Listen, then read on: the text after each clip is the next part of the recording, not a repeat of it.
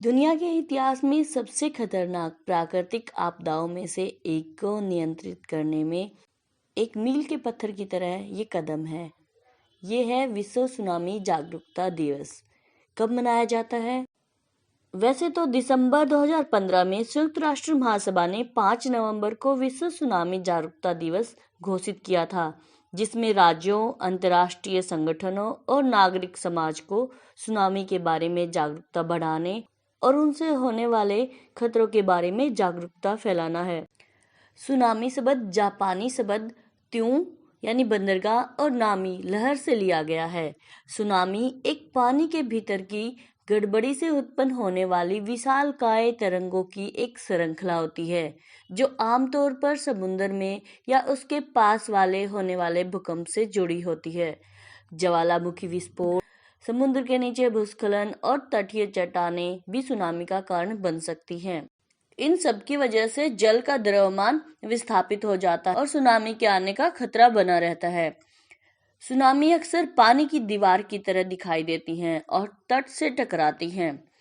हर 5 से 60 मिनट में लहरें उठती रहती हैं और घंटों तक खतरनाक हो सकती हैं।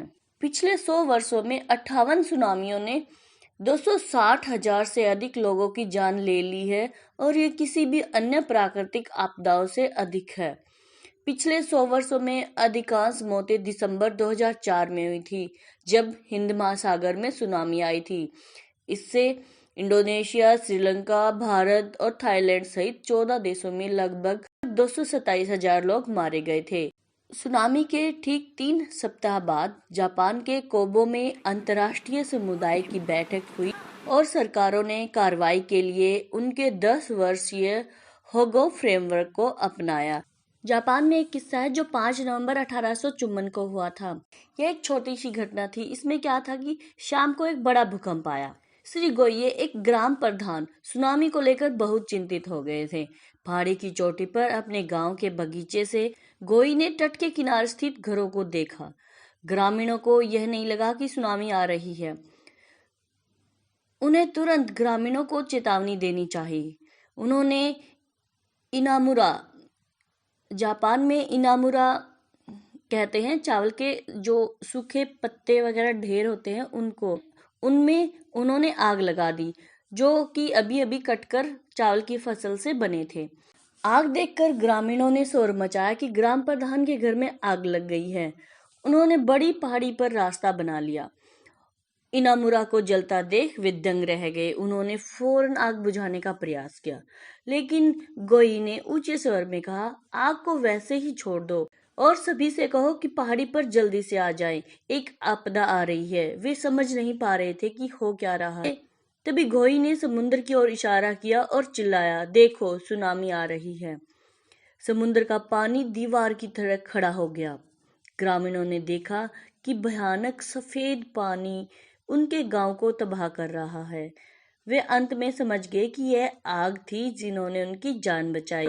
गांव वालों को गोई को धन्यवाद देने के लिए शब्द नहीं थे। वैसे हम सुनामी को महसूस कैसे कर सकते हैं?